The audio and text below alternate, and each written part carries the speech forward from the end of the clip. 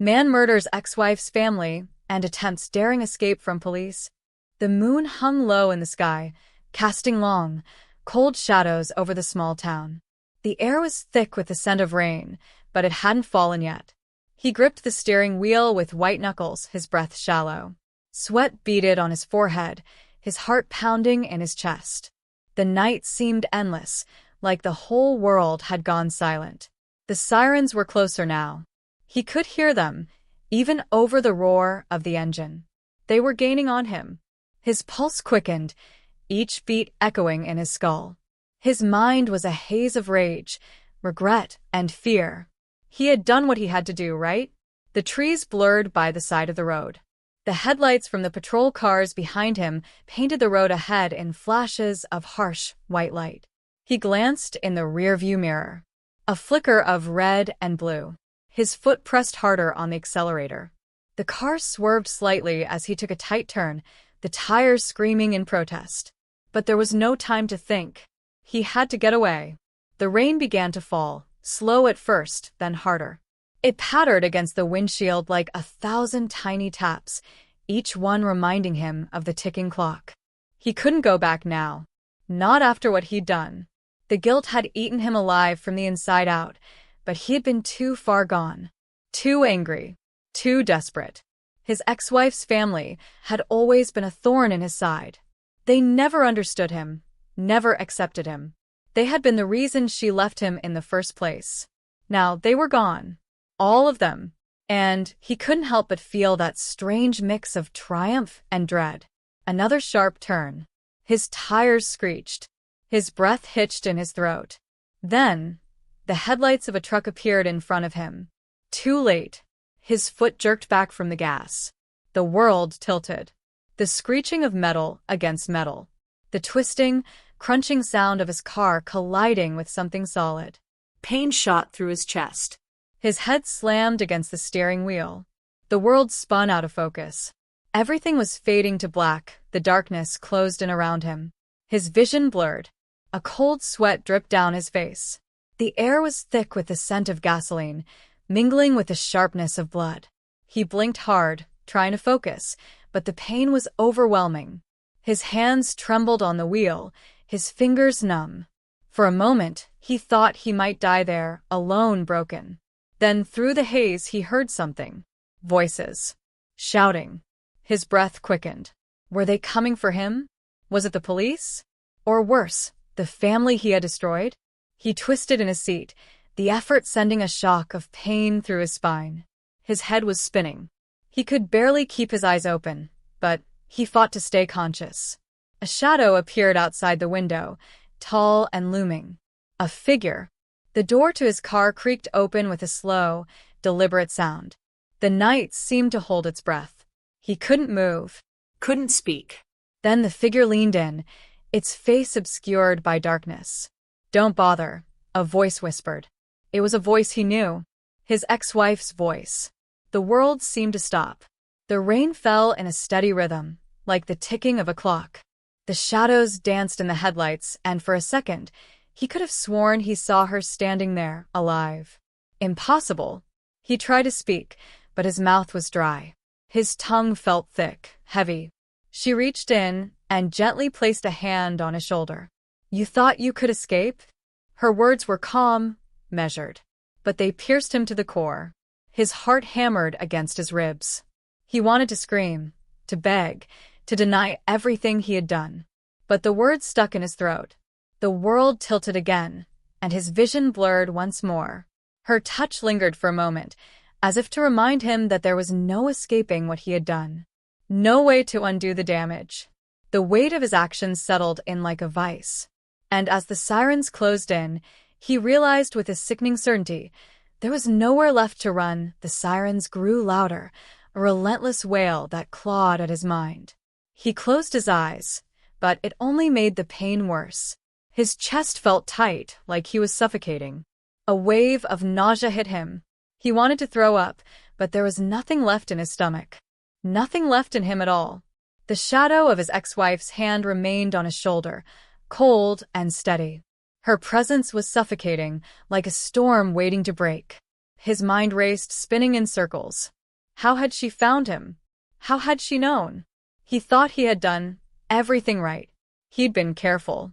No one would connect him to the murders. Not with all the time he'd spent covering his tracks. But now, here she was. Her face was just out of reach, but he could feel her gaze burning into him. Her silence was louder than any words she could have spoken. It drowned out everything, the sirens, the rain, the pounding of his heart. He finally managed to turn his head, just enough to see her silhouette in the night. She was standing there, tall and unyielding. Her face was calm, but her eyes were empty. Cold. Empty, like the graves he had left behind. "Why?" he whispered. The word felt foreign, a desperate plea. She didn't answer. Her eyes held him in place, not with love, not with hate, but with something worse. A chilling indifference. The headlights of the approaching police cars lit up her figure, casting sharp shadows around her, making her look like a ghost, or something darker. His hand twitched on the steering wheel, but he couldn't make himself move. He wanted to run, but his body refused to obey. The crunch of gravel beneath boots. The door opened fully, and a police officer leaned in. He glanced at his ex-wife's figure, then at him. "You're under arrest," the officer said, his voice firm. But there was something strange in his eyes, something that seemed almost pitying. The weight of it all crashed down on him. He had killed her family. He had destroyed his own life. And now his past had finally caught up with him. The officer handcuffed him, without another word. As they pulled him from the wreckage of the car, the rain started to fall harder, soaking through his clothes, stinging his skin. But nothing compared to the weight on his soul. Nothing could wash away what he had done. Nothing could fix the broken pieces of his life. And as he was shoved into the back of the police car, he couldn't help but feel that everything, every decision, every moment had led to this. To the endless, suffocating darkness. There was no escape now.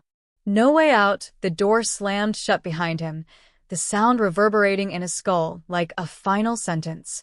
The car jerked forward, and the hum of the engine filled the silence.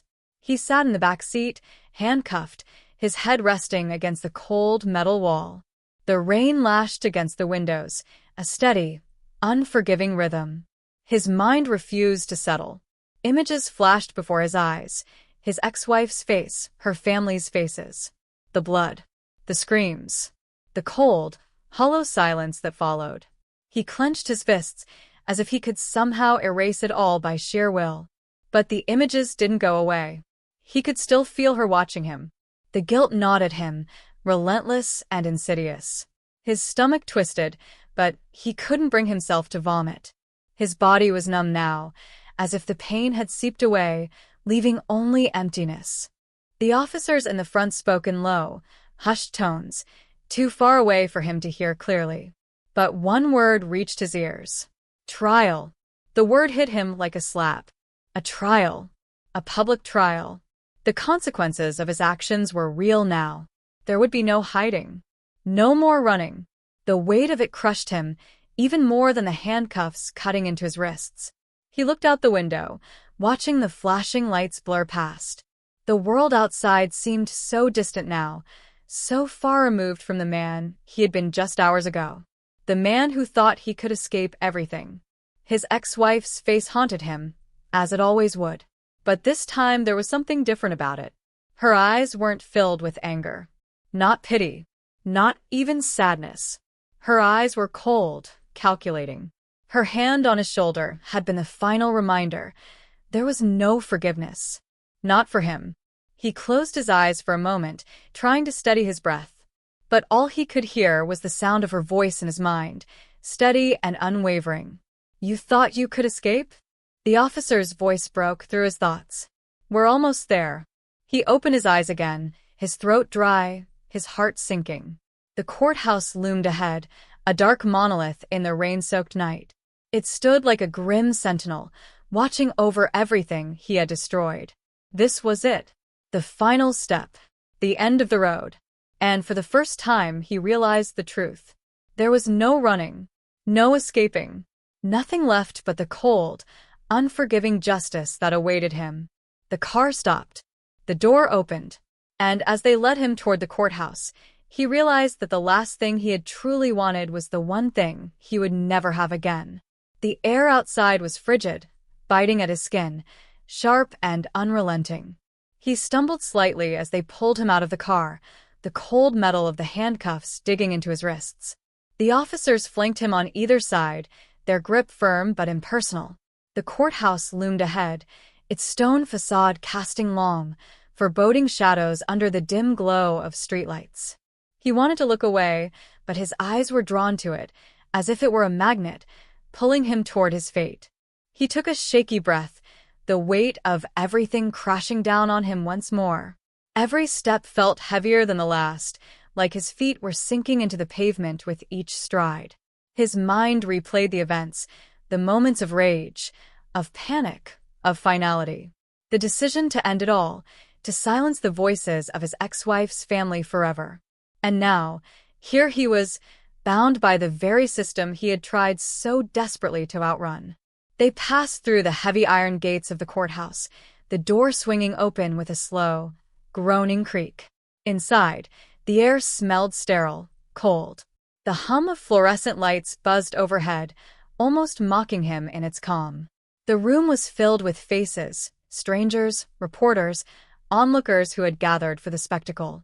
His eyes darted nervously over the crowd, but he couldn't meet anyone's gaze. Not now. Not ever. The officers guided him to a chair, pushing him down with an almost casual force. His heart hammered in his chest as he sat there, exposed, vulnerable. The room seemed to close in on him. The judge walked in, her robes sweeping the floor with quiet authority.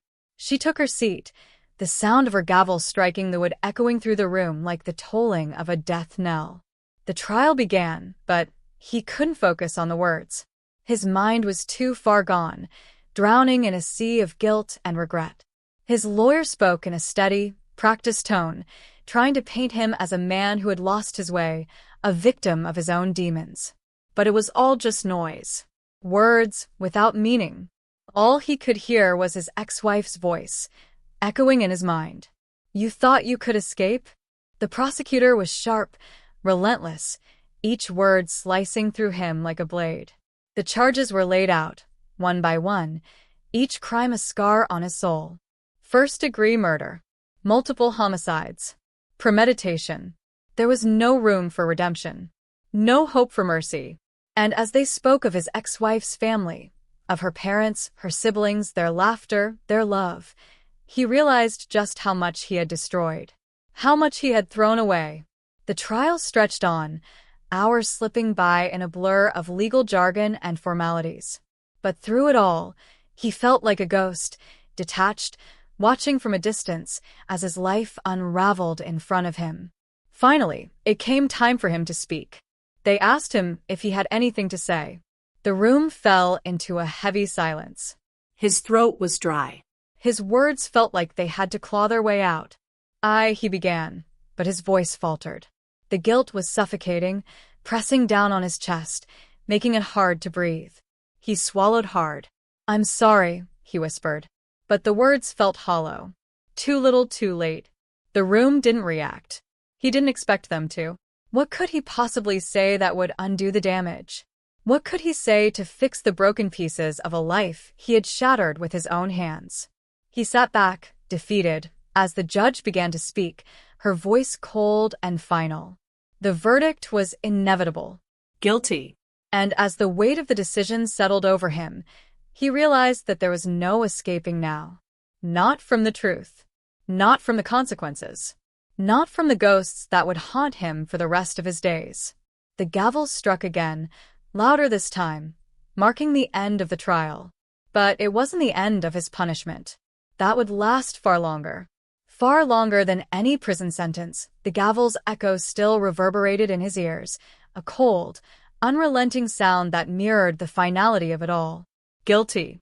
The word seemed to hang in the air, suspended in the stillness of the courtroom. He could feel it pressing down on him, suffocating him with its weight. His hands trembled, the cold metal of the cuffs biting deeper into his skin as he sat there, numbed by the shock of it all. The room blurred as the judge spoke, her words washing over him like distant waves, too far away to matter now. The final sentence was inevitable. It was already written in the faces of the jury, in the cold, distant expression of the prosecutor, in the way his defense lawyer's eyes never quite met his own. And in that moment, something inside him broke. All the anger, the rage, the desperation, it had been for nothing. There was no escape, no redemption, no way to undo what he had done. He had thought he could outrun it, thought he could hide from the truth, from the consequences of his actions. But now it was all crashing down, all at once. The trial was over. The verdict had been delivered. The punishment would come, but there was no escaping the silence that filled him now. The silence of a life destroyed. The silence of a man who had murdered not only a family, but his own soul. The courtroom slowly emptied, but he didn't notice. His mind was far away, trapped in the memories of that night. The faces of her family, the cold, empty stares of the people he had once known. He thought of them again, as the officers led him away. Her face, her expression, remained etched in his mind, haunting him. "You thought you could escape?"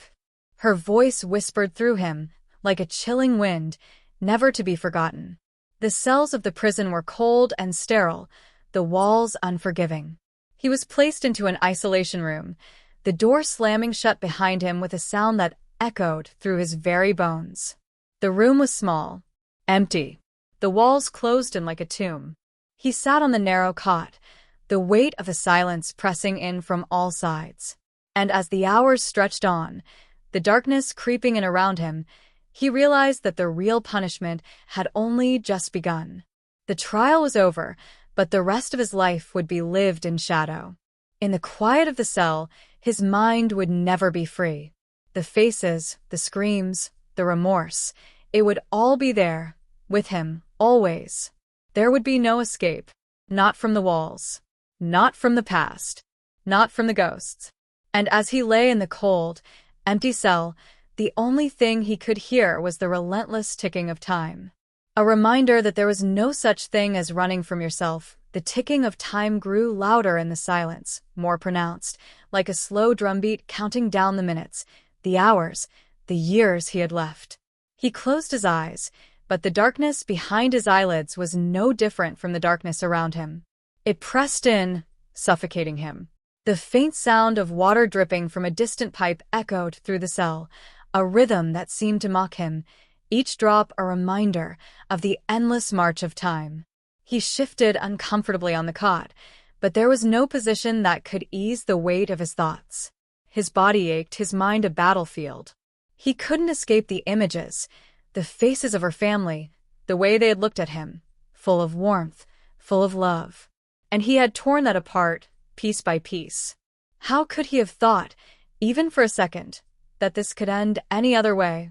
The cold metal of the handcuffs, the harsh fluorescent lights above him, everything in this prison felt like a reflection of the emptiness inside. He thought of her again, her face haunting him, even in this place. Her eyes, those cold, unforgiving eyes that had once loved him, now seemed to judge him from every corner of his mind. Her family had been her life, her strength, her reason for everything. And he had shattered it. All of it. Every moment they had shared, every laugh, every touch, now gone, obliterated by his own hands. The guilt was like a crushing weight, suffocating him, turning his insides to stone.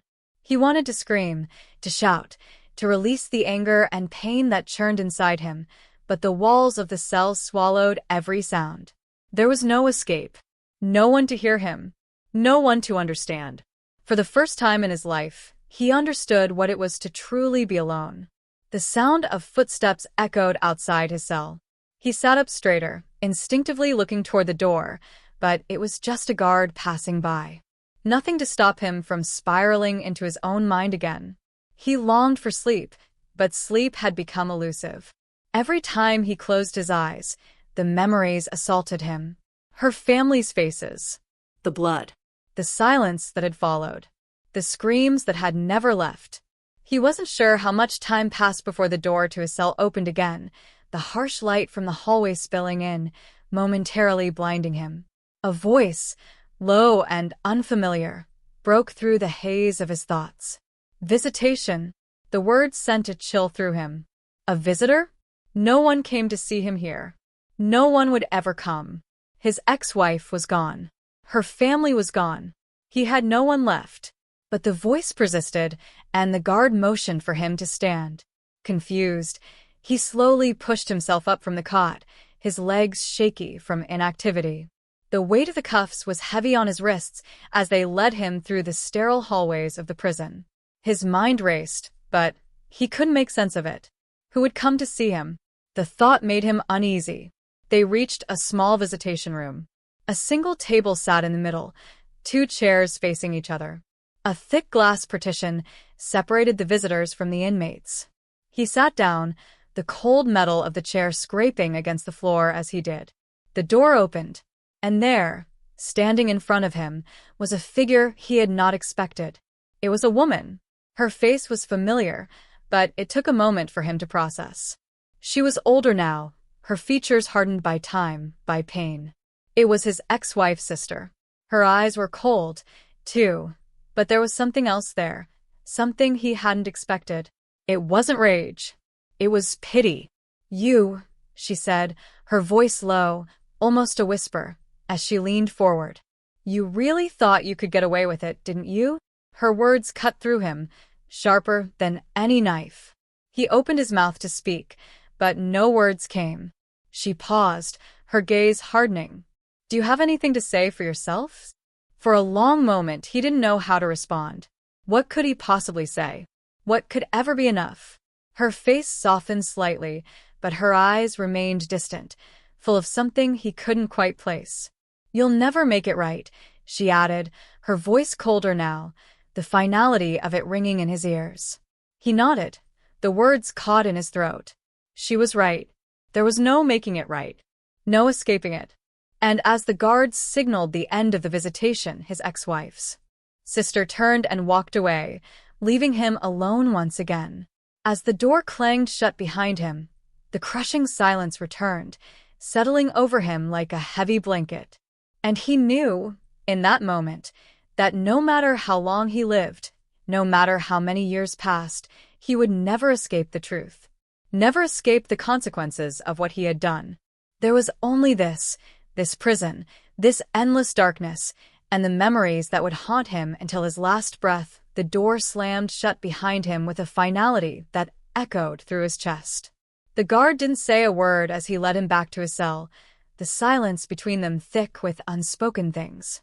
But it didn't matter. He was already lost in his own thoughts, lost in the suffocating weight of the words that still hung in the air. "You'll never make it right," her voice repeated in his mind, a constant, gnawing reminder of the irreparable damage he had caused. There was no running from it. No hiding. No pretending it was a bad dream that would fade when he woke up. This was his life now. This was all that was left. The clank of the metal doors closing behind him snapped him back to the present. The hallway stretched before him, endless and sterile. The harsh fluorescent lights flickered overhead, casting a sickly glow on the gray walls. Each step felt heavier than the last. He felt like a ghost, like he was already fading into nothingness, swallowed by the emptiness of the prison and the vast emptiness of his own soul. They returned him to his cell, the cold, narrow space that had become his world. His cot was the same, thin, uncomfortable. The walls, just as gray. There were no windows, no escape. He didn't even have the energy to lie down. He stood there, staring at the cold concrete floor, trying to ignore the rush of memories that threatened to overwhelm him. His ex-wife's sister's face was burned into his mind. The pity in her eyes was worse than any anger she could have shown. She was right after all. He couldn't make it right. He never could.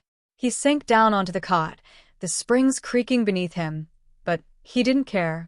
The numbness had settled over him again, a thick fog that dulled everything. For a while, the room was completely silent. Just him and the steady drip of the leaky faucet in the corner of the room. Tick, tick. tick. It was the only sound, the only thing that marked the passage of time in this place. But then, through the silence, came the whisper of something else. A soft sound, almost like a breath. He froze, his heart leaping in his chest. His pulse quickened, and for a brief, irrational moment, he thought he might not be alone. But when he looked around, there was no one. No one but the dark corners of his cell. He exhaled, trying to push away the irrational sense of unease. But the feeling wouldn't leave. He felt it again. That present star. Like someone was watching him, standing just outside his reach. But when he turned his head, no one was there. He tried to shake it off, to tell himself it was just the isolation, the madness that came with being locked away from the world. But it didn't make sense. He hadn't felt like this before. He hadn't felt eyes on him like this. And then he heard it again. This time clearer. A voice. Low, breathy. Just a whisper. It's not over, His blood turned cold. The voice was unmistakable. It was his ex-wife. Or, rather, it was her ghost. Her lingering presence in his mind. Her words cutting through him like a knife. It couldn't be real. It couldn't be happening. But there it was again, echoing through the empty cell. It's not over, He stood up quickly, his heart racing, and moved toward the corner where the voice seemed to be coming from. But the cell was still empty. Nothing was there. No one. Just the cold walls. But the voice stayed, lodged in his mind, filling the empty space. He collapsed back onto the cot, his hands trembling. It's not over. The words echoed over and over, filling the room, drowning out everything else. His eyes widened, the terror creeping back in. He was alone. There was no one else to hear it. No one else could have said those words. And yet, there it was. He had tried to escape everything, his past, his guilt, his shame. But it followed him here. In the prison. In his mind. It was never truly gone. His ex-wife's family, their faces, their deaths. They were never gone. The trial had been the beginning, not the end. And now, in this cold, empty cell, with only the drip of the faucet and the echo of her voice, he realized the truth. It was never over. There was no finality, no peace, no rest. Not for him. Not ever. Not as long as the darkness lingered in his mind, the echo of her voice refused to fade, lingering in the corners of his mind like a shadow that would never leave. It's not over. The words gnawed at him, deeper than the walls surrounding him, deeper than the prison itself. He pulled his knees to his chest, his arms wrapped tightly around them, as if trying to hold himself together. But it didn't help. The emptiness inside him felt like it was growing, expanding, filling every inch of the room until it became the only thing he knew. It was as if the voices of the past had slipped into the walls, into the air itself. He could feel them pressing in, tightening around him. It's not over. He squeezed his eyes shut, trying to block it out, but the words echoed with a life of their own. Louder now, sharper, each one piercing deeper into his soul.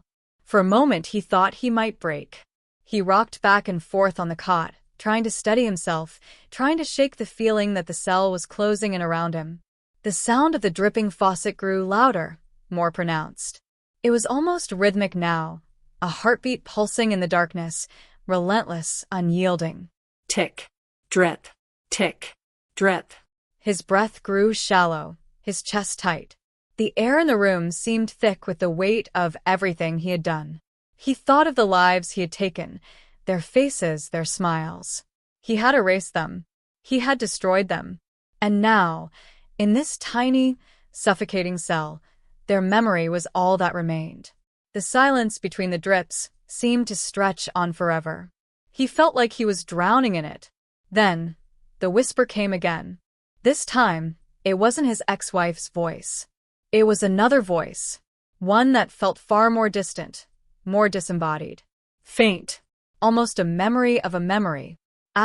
We will never forget you, He froze, his blood turning cold.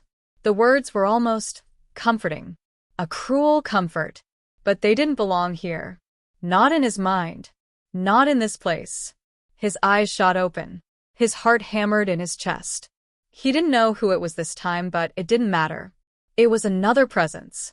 Another layer to the suffocating web of guilt that had woven itself around him. And then he realized the truth. It wasn't just her. It wasn't just them. It was everything. The universe had conspired to bring him here, to lock him away, to make him face the consequences of every choice he had ever made. We will never forget you. The words twisted in his gut. His breath caught in his throat. He wanted to scream. He wanted to beg for mercy, for release. But there was no one here. No one to listen. No one to offer him even the smallest shred of comfort. Just him. And the weight of everything. Time stretched on, and his mind began to unravel, piece by piece. He was drifting, slipping further into madness. It was inevitable. It was all he deserved. But then, as if by some cruel trick of fate, the silence broke. The loud, deafening clang of metal echoed down the hallway. Footsteps. Heavy. Determined. A guard appeared at the door of his cell. The metal key turned in the lock and the door creaked open. His chest tightened, but he didn't move. He didn't want to move. He didn't want to face anything anymore. The guard looked at him, a tired expression on his face, like he had seen this too many times. Visitation, the guard said, his voice flat. He blinked, confused. Visitation? Who could possibly be here for him now? His ex-wife was gone. Her family was gone. There was no one left to visit him. But the guard didn't wait for an answer. He grabbed his arm roughly, pulling him to his feet. Come on. Let's go. He didn't protest. He couldn't. The numbness had returned, smothering everything else. They walked through the long corridors of the prison, past the closed doors of other inmates, past the indifferent faces of other guards. Everything felt distant, as though he was floating in a dream. And then they reached the visitation room. The door opened, and he was shoved inside. The room was quiet, the air thick with tension. And there, sitting across from him, was someone he never expected to see again. It was his brother. He hadn't seen him in years. They hadn't spoken in so long. Their relationship had been strained, distant, ever since the rift had begun, years before, when everything had started to fall apart. But here he was, sitting on the other side of the thick glass, his face hard, unreadable. For a long moment, neither of them spoke. The silence between them was oppressive, as if both of them were waiting for the other to say something, anything, to break the tension.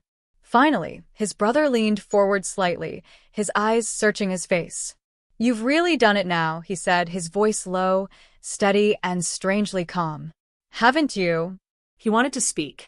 He wanted to apologize, to explain himself, to beg for understanding. But the words wouldn't come. His brother's gaze remained unwavering, almost pitying. Do you even understand what you've done? He asked, almost rhetorically. You think this is over? That it all ends here, behind these walls? He swallowed, trying to answer, but nothing came out. There was nothing to say. His brother was right. It wasn't over.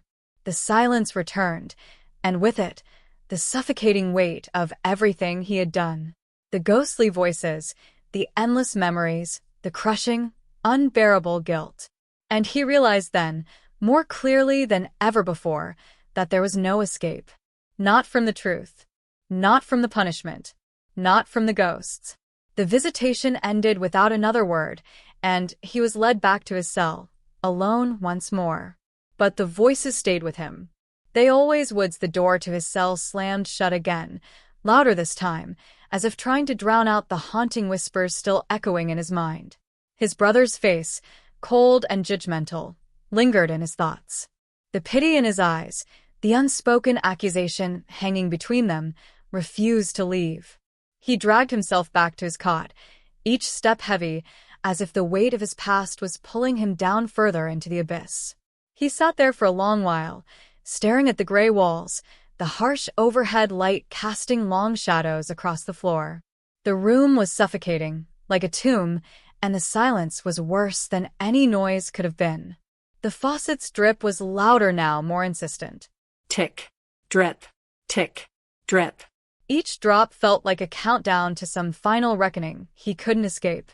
His mind wandered back to his ex-wife, to her family, to the faces he had erased in his blind rage. They were still here, still haunting him, no matter how far he ran, no matter how many walls were built around him.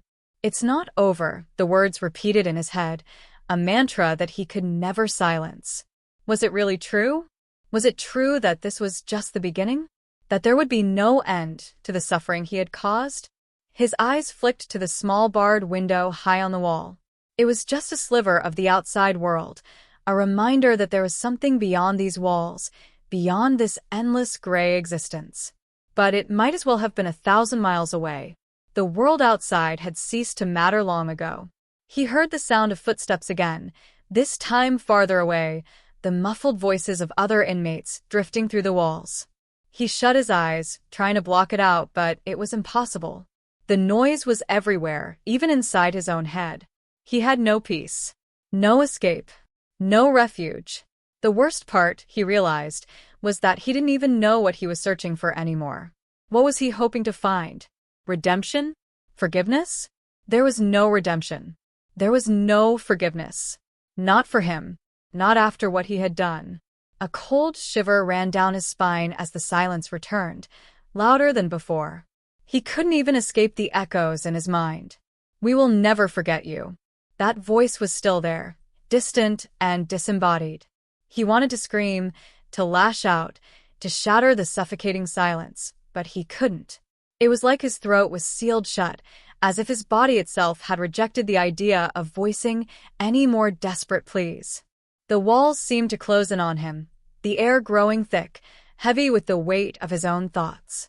His chest tightened, and for a moment, it felt like the room itself was suffocating him. He gasped for air, but it only made it worse. "It's not over." The words were relentless. They were part of him now. They were all he had left. He rocked himself slowly, back and forth, like a man lost in a nightmare. The cell was spinning, the edges of his vision blurring as the darkness crept in from all sides. He couldn't tell if he was awake or if he was falling into some kind of waking dream. But then, a sound broke through the fog of his mind. A knock. It was soft at first, then louder, more insistent. His head snapped toward the door. Who could it be now? Was this another visitation? Another person who wanted to remind him of his sins, of the lives he had destroyed? He stood slowly, his legs weak, his hands still shaking as he approached the door. He wasn't sure what he expected. Maybe it was just another cruel joke, another visitor from his past come to torment him. But when the door opened, it wasn't a visitor. It wasn't a guard. It was someone else entirely. A figure in the doorway, cloaked in shadows. He couldn't make out their face at first, just the silhouette against the harsh light of the corridor. But then, as the figure stepped forward into the dimness of his cell, his heart stopped. It was her. Her face, more vivid than he had ever remembered, appeared before him. His ex-wife. Her eyes were cold, just as he had seen them last, but there was something else there, something darker, something that made his blood run cold. She stood in front of him, silent, staring at him with an expression that was impossible to read. For a long moment, neither of them moved. The room was thick with tension, the silence stretching between them like an invisible wall. His breath caught in his throat. He wanted to speak, to apologize, to beg for her to say anything. But the words wouldn't come. Her lips parted slightly, but instead of speaking, she reached into the folds of her coat and pulled out something. A photograph. She held it up between them. It was the last picture they had taken together. The picture of her, smiling, standing next to her family. Before everything had fallen apart. Before it all ended in blood. She stared at it for a long moment, her eyes unreadable. And then, without a word, she dropped it to the floor. The photograph fluttered to the ground, its corners bending slightly as it landed face down. He stood frozen, unable to move. And in that silence, in that moment, he understood. This wasn't a visitation. This wasn't her ghost. It was something worse. It was the weight of everything he had done. The weight of her family's lives. The silence between them stretched on, heavier now, more suffocating. Finally, she turned and walked away, her footsteps echoing down the hall. He stood there, staring at the photograph on the floor, unable to reach it, unable to pick it up, because he knew, deep down, that it wasn't just a picture. It was the last shred of what was left of his humanity, the last reminder of the life he had destroyed. And as her footsteps faded into nothingness, he knew that there was no escape from it. No running. No forgetting. Not anymore. It's not over, the silence returned once more, suffocating him in its weight. The photograph lay on the floor, face down, like the last fragile memory of a life he had destroyed. He couldn't bring himself to pick it up. He stood frozen in place, his gaze locked on the photograph, as though it were some kind of cruel reminder, a truth he couldn't escape. Her footsteps had faded into nothing, but their echo lingered in his mind. It's not over. The words cut through him like a blade, carving deeper into the hollow space inside him. He was drowning in that truth, drowning in the consequences of his actions, with no shore in sight. He had thought once that this cell would be his prison, that it would be the final punishment. But now, it felt like it was only the beginning of his torment. The walls seemed to close in tighter. The cold metal of the cot beneath him felt heavier. His hands trembled as he reached down to pick up the photograph, his fingers brushing against its surface. It was a simple image, a family, happy and whole. But in that moment, it felt like a grotesque mockery of everything he had taken from them. The faces stared up at him from the photo, her face, her family's faces, and they didn't speak. They didn't need to. The silence between him and the photo screamed louder than any words ever could. You'll never escape. He closed his eyes, unable to look at it anymore. But even with his eyes shut, he could see it. Her face, her family, the life he had destroyed. He squeezed the photograph tightly in his hands, but the pressure only made the pain worse. It was like trying to hold on to something that wasn't meant to be held, something that would slip through his fingers no matter how hard he tried. The darkness pressed in on him, deeper now, until he could feel it wrapping around his chest, suffocating him with every breath. He wanted to scream, to smash the walls down, to tear the world apart for the injustice of it all. But there was no one here. There was nothing to scream to. There was just the silence.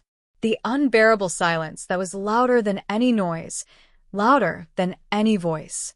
And then, as if some force had taken hold of him, his mind shifted. What if I could make it stop?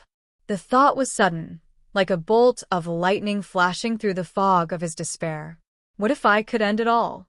He looked at the photograph again, his mind spinning. It would be so easy. He had the means. He had the isolation, the quiet, the finality. The thoughts settled over him, like a dark, twisted comfort. The possibility of escape.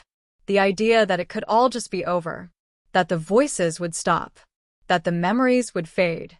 He stood up from the cot, feeling the weight of the world on his shoulders. He walked to the corner of the cell, where a sharp metal shard lay hidden beneath the cot, something he had scavenged from the broken furniture. His hands shook as he held it in his palm, the cold steel biting into his skin. His breath quickened, the desperation clawing at him from all sides. It could all end. But as he looked at the shard, something inside him hesitated. Something deep within him recoiled. Was it fear? Or was it something else? Something that had remained buried beneath the weight of everything he had done? For a long moment, he stood there, caught between the dark urge to end it all and the faint flicker of something else, the faint flicker of life, of hope, of some distant chance that he might still be able to atone. The photograph was still clutched tightly in his other hand, its edges bending under the pressure. He stared at it again, and for the first time in what felt like an eternity, something in him broke free. It wasn't peace. It wasn't forgiveness. But it was a glimmer, a tiny, fragile glimmer, of something that felt like redemption. Slowly, hesitantly, he lowered the shard. His mind screamed at him to take it, to end the suffering. But instead, he let the shard fall to the floor, its metallic clatter piercing the silence. He stood there, trembling, staring at the photograph. Maybe it was too late. Maybe he could never undo what he had done. But for the first time, he understood that there was something more than the crushing weight of guilt. There was still a chance, even if it was a small one, even if it was buried beneath layers of regret and pain. He didn't know what would happen tomorrow. He didn't know how long this fragile flicker of hope would last. But in that moment, he chose to keep living, to face whatever came next, to face the consequences. And maybe, just maybe, he would find a way to make it right, even if it took a lifetime. The silence in the cell was heavy, but it was different now. It wasn't oppressive. It wasn't suffocating. It was just silence. And for the first time in so long, he didn't fear it. He didn't know if that was enough. But it was something. The silence stretched on, but now it felt almost comforting. It wasn't the same crushing stillness that had haunted him earlier, the silence of despair, the silence of the past, the silence of the voices that wouldn't leave him alone. This was different. This silence held a strange kind of peace, something tentative, fragile, but peace nonetheless. He stood in the middle of his cell, his body trembling from the weight of everything that had come before. The photograph still lay crumpled in his hand, the edges bent from his desperation. But now, instead of clutching it like some symbol of his guilt, he let it fall from his fingers. It fluttered to the ground, landing face up. The faces stared back at him, her face, her family's faces, reminding him of the people he had destroyed, the lives he had shattered. But this time, there was no anger, no rage, no denial, just an aching, overwhelming sorrow. He crouched down slowly, reaching for the photo again. His hand shook as he picked it up, his eyes never leaving their faces. He studied it, his breath shallow, his heart heavy. This wasn't just a photograph. This was the last piece of a life that could never be regained. But he didn't look away. He couldn't. In the faces of the people he had hurt, he saw everything. The love he had once known, the family he had destroyed. But there was something else there too. Something he hadn't allowed himself to see before. There was forgiveness in their eyes. Not the kind he expected. Not the kind he thought he had to earn. But a forgiveness born from the simple fact that they were no longer here to judge him. They were gone. And he was still alive. Still breathing. And that, in some strange way, was his punishment. His penance. For a moment, he thought about the door of his cell again, the possibility of escape still lingering at the edge of his mind. The idea of breaking free, of running, of disappearing into the world outside. But the thought felt hollow now. He knew he couldn't escape what he had done. He knew he couldn't outrun it. Instead, he focused on the photograph again. The people in it. They were gone, yes. But they had loved him once. They had trusted him.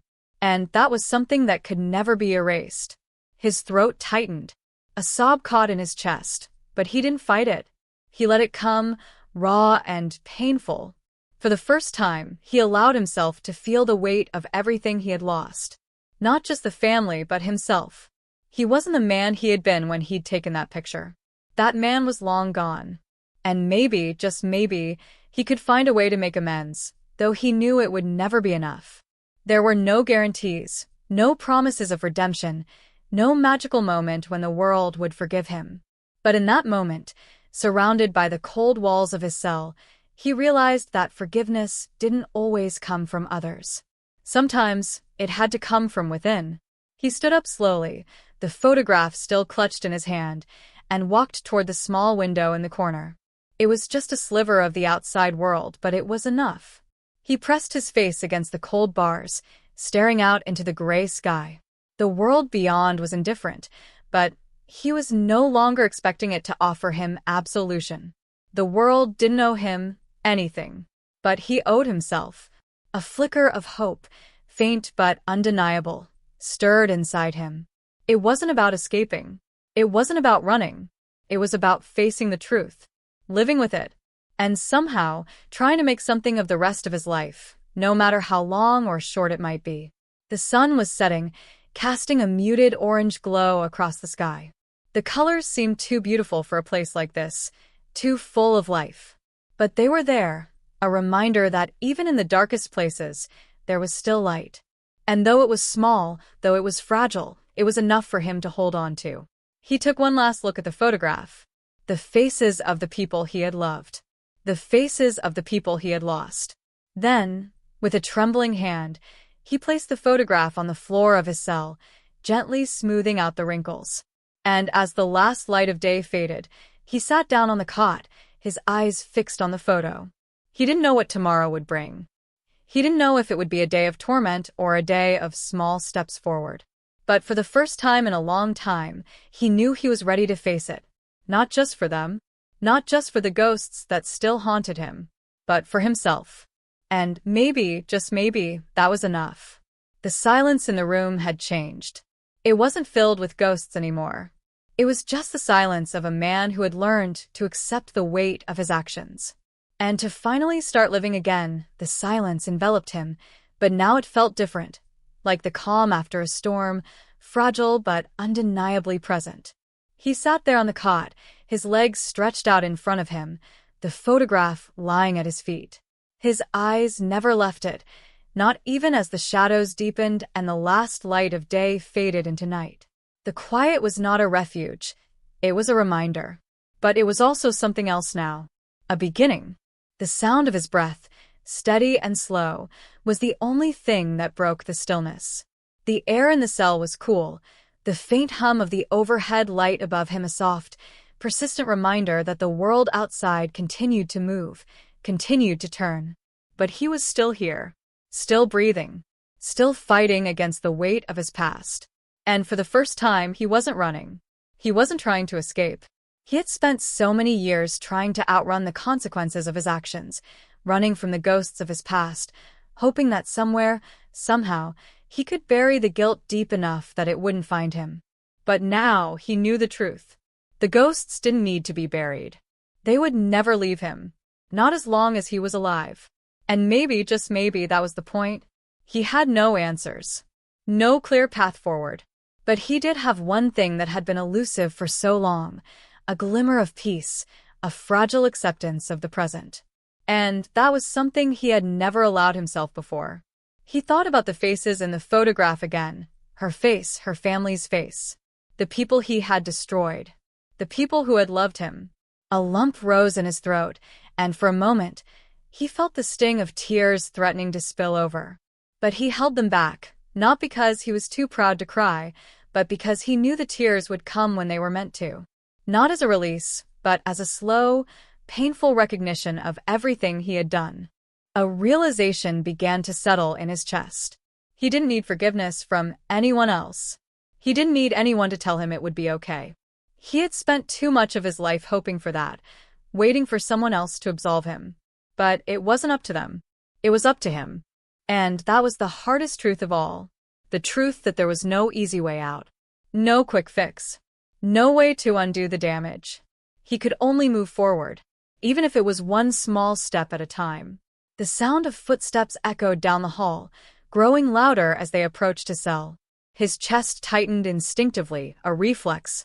It was as if, for just a moment, he was still waiting for someone to come, to tell him it was time for another visitation, another reminder of his past. But when the door creaked open, it wasn't a guard. It wasn't anyone from his past. It was just a new face, one of the prison's counselors, a woman who had visited him a few times before, always with the same gentle but persistent demeanor.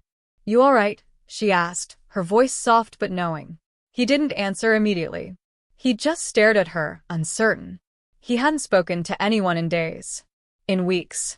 But something about her question, something in the way she asked it, made him pause. "Yeah," he finally said, his voice barely above a whisper. She didn't push. She just nodded, stepping into the room and sitting down on the other cot, her posture open, waiting for him to say more if he wanted to. There was no judgment in her eyes, no pity. Only quiet understanding. "I've been thinking," he said slowly, his voice cracking just a little, "about the things I've done, and the people I've hurt." She didn't respond right away. She just listened, which somehow made it easier to speak. "I've spent so much time running from it, from the pain.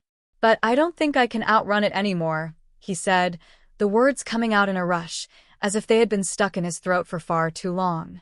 I don't know if I can fix what's broken, or if I even deserve to try. But I think maybe I need to stop running.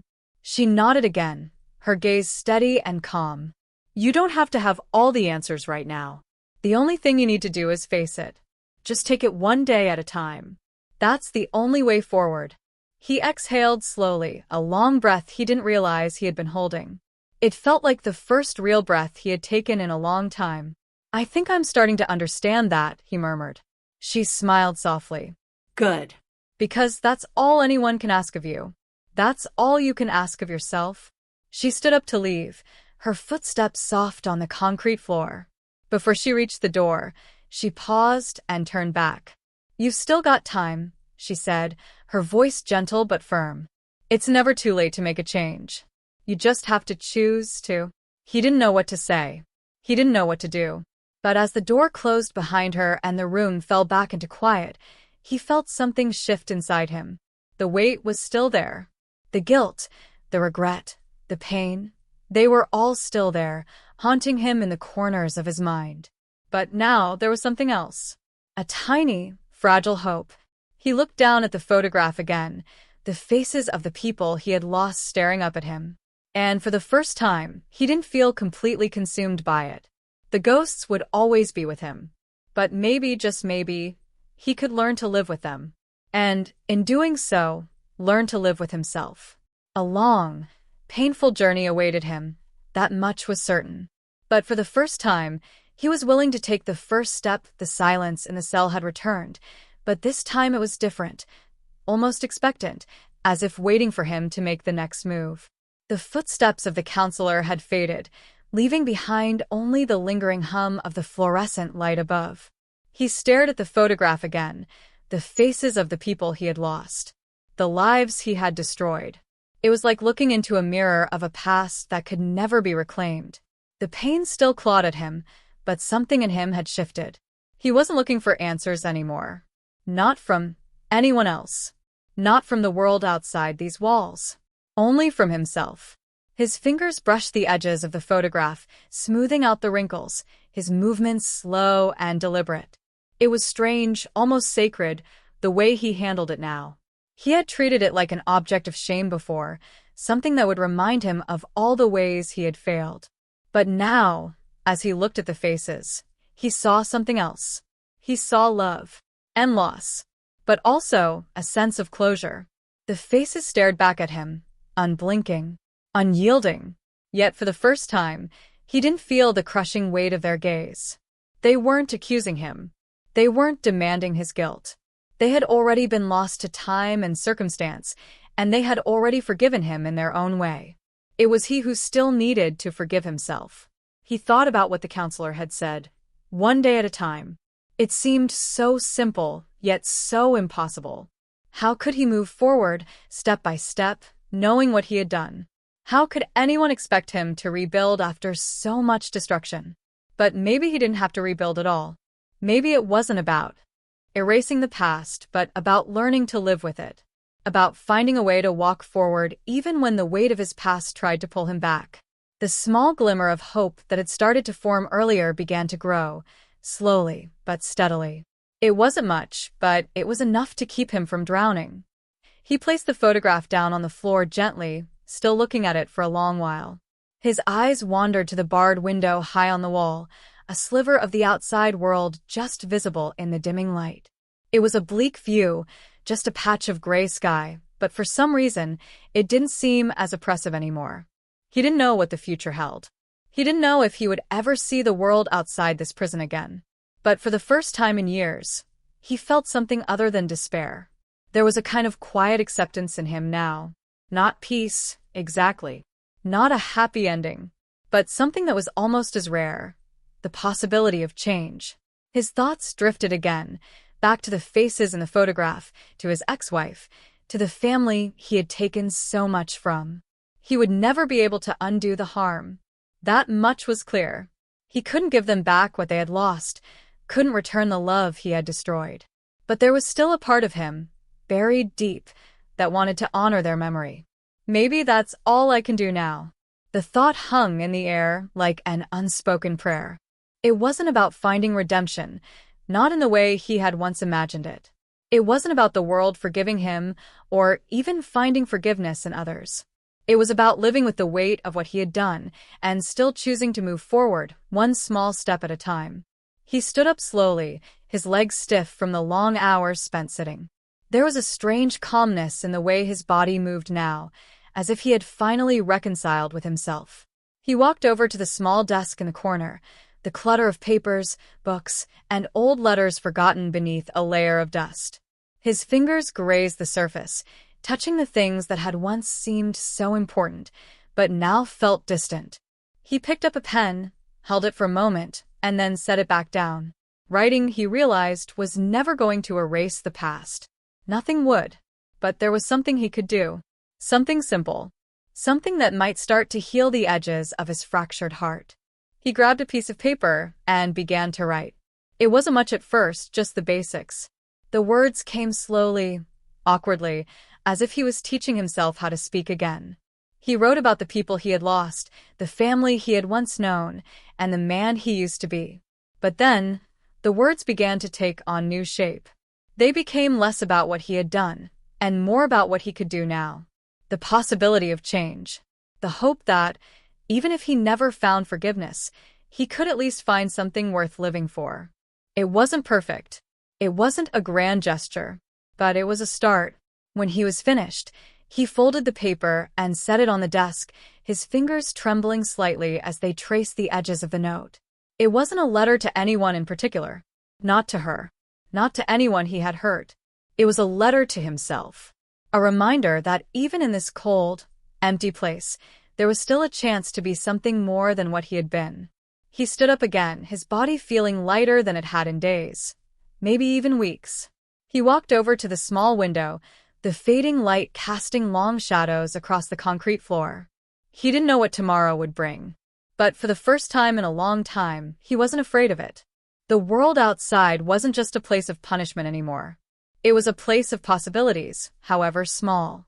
And for now, that was enough. The sun had all but disappeared, leaving the cell bathed in a soft, gray twilight. The cold concrete walls felt even colder now, the shadows stretching like ghosts that clung to the corners of the room. Yet, in the stillness of that moment, the man didn't feel the same overwhelming weight of isolation he had for so long. The air seemed lighter, even if only by a fraction. His eyes remained fixed on the window, though the view was still nothing more than a sliver of the outside world. But the longer he stared, the more he began to realize something strange. That small, almost invisible space, where the sky met the horizon, wasn't as distant as it had once felt. It wasn't something out of reach. Not anymore. He took a deep breath, the cool air filling his lungs. It wasn't a gasp of desperation or a sigh of hopelessness. It was just a breath, steady and quiet. One day at a time, the counselor's words echoed in his mind. He hadn't understood it fully at first, but now it made sense. Each day, just a single day. And then another. The future wasn't some far-off ideal he had to race toward. It was a path he could walk, one step at a time.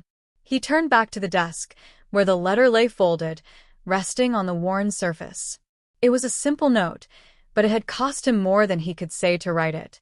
It had cost him facing his own reflection.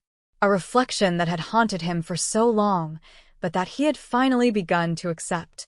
He picked up the letter again, holding it for a moment, as if weighing its significance. Then, carefully, he placed it inside the drawer of the desk. Not to hide it, but to keep it safe. For himself.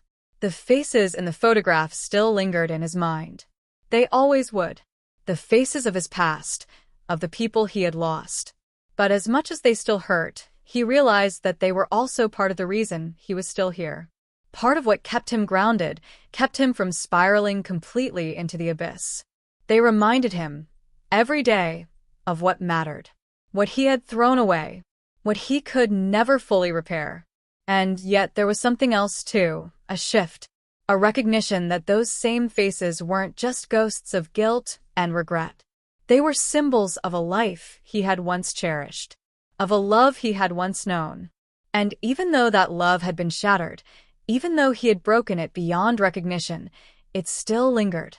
It was like a song that had faded, but whose melody was still faintly heard in the silence. He glanced back at the photograph on the floor, where he had left it earlier. The crumpled paper now looked almost peaceful in its stillness, no longer an object of shame, but a symbol of all that he had lost, and all that he still carried with him. His fingers brushed the edges of the paper again, carefully smoothing it back into shape. There was no rush now. He wasn't trying to fix the past, nor was he trying to escape it. He was simply facing it. And maybe in that act alone, there was some semblance of peace. The sound of footsteps came again, muffled through the concrete halls. But this time, he didn't stiffen at the sound. He didn't feel that sense of panic or dread. The footsteps weren't a sign of impending judgment or punishment. They were simply the rhythm of life, continuing on the other side of the bars. The door opened slowly, and the same counselor stepped into the room. She gave him a nod, acknowledging the quiet shift in the atmosphere. "You doing all right?" she asked, her voice calm but perceptive, as if she could sense the subtle change in him. He nodded in return. The answer wasn't perfect, but it was honest. "Yeah, "I think so." She paused for a moment, studying him with those knowing eyes. "That's progress, you know. It might not feel like it, but it is." He didn't respond immediately. He didn't have to. She could see it in his face, in the way his shoulders had relaxed just a fraction. He wasn't fixed. Not by any means. But he was different. He was still there. "You've still got time," she said softly, her words gentle but certain. "More than you think." He looked at her, the weight of her words sinking in. There was a truth in them, one he hadn't allowed himself to believe until now. Time wasn't something that could erase his past, but it could offer something else. It could offer the chance to do something different. He glanced at the photograph one last time, then back at the counselor. He wasn't sure where he would go from here. The road ahead was still uncertain, the future still a blur. But he wasn't going to let that stop him anymore. He wasn't going to be afraid of the unknown. Maybe it would take years to truly make peace with himself. Maybe he'd never fully understand what forgiveness could look like, or if he even deserved it. But he was starting to believe that it didn't matter. Because in that moment, just for that moment, he knew he could face tomorrow. And that, for the first time in so long, felt like enough. She gave him a soft smile, and he returned it with one of his own. It was a small thing, but it felt real. A spark of hope in the quiet darkness of the cell. The door closed behind her as she left, but the silence that followed didn't feel like an end. It wasn't a void anymore. It was a space where something could begin. Where, for once, he could simply exist without the weight of his past pulling him under. The world outside hadn't changed, but for the first time, he had begun to change within it. He wasn't running anymore. He was walking. And that was all he needed to do. One step at a time, the quiet of the cell enveloped him once more, but now it felt less oppressive. Less like a prison, and more like a temporary space, a place to pause, to reflect, and to begin again. The shadows in the room stretched long as the night deepened, but they no longer seemed so suffocating. He sat back on the cot, his hands resting on his knees. There was a kind of stillness in him now, a sense of acceptance that hadn't been there before. The weight of his past wasn't gone, but it no longer dominated every thought. It was there like a scar, but he was learning to live with it. His eyes wandered back to the window. The faintest glimmer of moonlight filtered through the bars, casting a silver hue on the cold stone floor. It was a small thing, but it felt like a promise. A reminder that even in the darkest times, light could still break through. He closed his eyes for a moment, letting the sound of his breath fill the room. The quiet wasn't empty anymore. It was full of possibility. His mind replayed the words of the counselor. "You've still got time." Time. He had spent so much of his life thinking of it as an enemy, an unforgiving force that moved forward relentlessly, carrying him along with it, dragging him into places he never wanted to go. But now, time felt different. It wasn't a burden anymore. It was a chance to do something with the days he had left. He thought about the letter he had written, about the simple words that had spilled onto the paper, full of raw honesty. The act of writing it had been cathartic, but more than that, it had been a promise. A promise to himself to keep moving forward. No matter how small the steps, no matter how uncertain the path, he would move forward. And each step, each day, would be a victory in its own right. He opened his eyes and glanced at the folded paper in the drawer. It was still there. He could keep it, or he could throw it away. It didn't matter. What mattered was that he had written it, that he had faced the truth he had been avoiding for so long. A soft knock at the door broke his reverie. The counselor's voice came through the small crack, her tone gentle. "Do you want to talk? Or would you prefer some time alone?" He stood up slowly, feeling the weight of his body in a new way. Not burdened, but aware of its presence. He walked over to the door, opening it just a crack. "I think I'm okay," he said quietly. I've been thinking." The counselor's eyes softened as she studied him, seeing the quiet resolve in his expression. She nodded, as if satisfied with his answer. "All right," she said. "If you change your mind, I'll be around." She turned to leave, but before she did, she paused. "You're stronger than you think." He stood there, watching her retreat down the hallway, her footsteps fading into the distance. It wasn't the grand gesture. It wasn't a dramatic turning point. But in that moment, standing in the doorway of his cell, he felt something stir inside him. It was small, but it was there, like the first flicker of a spark. He closed the door, locking it with a soft click that had become so familiar.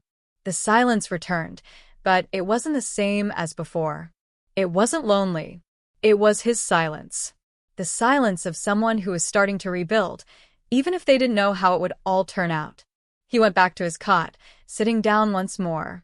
His mind wandered back to the photograph on the floor. He didn't reach for it this time. He didn't need to. It would always be there, a reminder of the past. But now it was just that, asterisk, a reminder asterisk, not an anchor. The world outside the cell still existed. The life he had left behind still loomed large in his mind. But it was no longer the thing that defined him. The choices he had made, the mistakes, the pain, those things would always be with him. But they were not his whole story. Not anymore. His eyes wandered to the small, faded picture on the wall across from him. It was a motivational quote, something simple yet enduring. The only way out is through. For the first time, he understood it. He had spent so much time trying to avoid his own reality, trying to outrun the consequences of his past. But the way out wasn't about running. It was about facing it. Taking each step, no matter how small. And in doing so, finding a way through the pain. He felt a faint warmth in his chest as he thought about the future. It was still a blurry, uncertain thing, but now, it didn't frighten him as it once did. There would be days of struggle, days when the ghosts of the past would rear their heads, when the weight of his guilt would feel unbearable. But there would also be days of quiet progress. Days when he could look at himself without disgust. Days when he could find peace, even if it was fleeting. And maybe, just maybe, there would be days when he could look out the small window and see more than just the sliver of sky. Maybe he would see hope. He leaned back against the wall, closing his eyes once more, letting the quiet wash over him. It wasn't freedom. It wasn't redemption. But it was something. And for now, that was enough. The door remained locked, but in that small room, he was finally free to start again. One step at a time, the morning light filtered through the small window high on the wall, casting pale streaks of light across the concrete floor. It was a new day. He sat at the edge of his cot, staring at the thin shaft of sunlight that cut through the bars. His cell felt the same, yet there was something different now. The air, the silence, everything seemed to hold a subtle change, an undercurrent that he couldn't quite explain. Maybe it was just the passing of time. Or maybe it was something deeper. He had spent so long trying to outrun the past. The guilt. The shame. The faces of those he had hurt. But somehow, with each passing day, the weight didn't seem as unbearable. It was still there, sitting heavy in his chest, a constant reminder of his sins, but it wasn't suffocating him anymore. He looked down at his hands. The hands that had once destroyed, but also the hands that were learning to rebuild. It had taken months, maybe longer, to get to this point, to finally understand that redemption wasn't about being absolved by others. It wasn't about waiting for forgiveness or for some divine intervention. It was about facing what he had done, accepting the consequences, and living with it. But that didn't mean he couldn't change. He wasn't a different person. Not completely. But he was a man who had begun to recognize the person he could become. A man who wasn't defined by his worst actions. He stood slowly, the sound of his feet shuffling on the cold floor the only noise in the stillness. For a long time, he had avoided the mirror in the corner of his cell, the reflection of the man who had lost everything. But today was different. He walked toward the mirror, his breath shallow, uncertain. When he finally looked up, his own gaze met his in the glass. It was strange, seeing himself this way. His face was older, marked by the years of regret and confinement. But beneath the years of pain, there was something else, something he hadn't seen before. A trace of hope. He didn't expect to find peace in that reflection. He knew better than that. But for the first time in years, he wasn't afraid to look. And that, he realized, was enough. The door creaked open, and the counselor's voice called from the hallway. He didn't turn away from the mirror, but he didn't need to. "I'm ready," he whispered to himself. "I'm ready to face whatever comes next." Because for the first time, he understood that the journey wasn't about running from the past. It was about moving through it, step by step. And maybe, just maybe, that was the beginning of something new. And that, at least, was a start. The quiet of the cell was all-encompassing now, yet it no longer felt like a prison. The cold concrete walls, the worn cot, the barred window, everything that had once defined his confinement, was simply the backdrop to something that had quietly, almost imperceptibly, shifted inside him. The world beyond the bars was still distant, unreachable, but the world within, his inner world, had begun to change. He stood by the small window, staring out at the gray sky, the horizon just visible through the steel bars. There was no grand view, no distant mountains or oceans, but in that sliver of space, he saw something different now. It wasn't freedom. It wasn't release. But it was a reminder that life continued, that the world still spun, that there was still time. He had spent so many years lost in regret, drowning in his own guilt. The weight of what he had done had crushed him for so long, but something had begun to lighten the load. It wasn't forgiveness. He knew he would never be fully forgiven for the destruction he had caused. But it was acceptance. A quiet, reluctant acceptance of his past, of who he was, and of what he could never change. And within that acceptance, there was a strange kind of peace. His fingers traced the edges of the photograph once again, the faces of his ex-wife and her family still staring back at him, frozen in time. He had killed them in more ways than one. He had destroyed their futures and his own. But now, as he looked at their faces, he no longer felt consumed by the fury of self-loathing. Instead, he felt a deep sorrow, yes, but also a strange sense of reverence. They were gone, and nothing could undo that. But the memory of them, of the love they had shared, remained. Maybe that was enough. He let out a long breath and turned away from the window. He didn't need to look at the sky anymore to know that there was still life waiting for him, waiting to unfold, step by careful step. The road ahead would be long and hard, filled with moments of darkness and doubt. He would stumble. He would falter. But for the first time, he wasn't afraid of the journey. The door opened slowly, and the counselor stepped in, her presence a quiet comfort.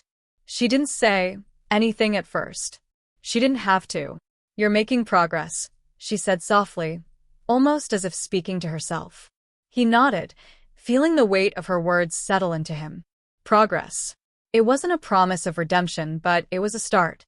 And sometimes, a start was all you needed. He walked toward her, feeling his legs firm beneath him, the air in his lungs steady and calm.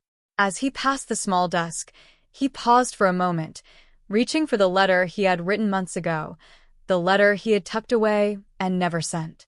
He unfolded it slowly and read the words once more. They were still raw, still honest, but now they seemed like the words of a different man. A man who had begun to face his own darkness, who had begun to understand the weight of his actions without letting it drown him. He folded the letter again, this time with a sense of finality. It wasn't for anyone else. It wasn't for the world outside. It was for him, a marker of where he had been and where he was going. The counselor gave him a small, knowing smile. "Shall we?"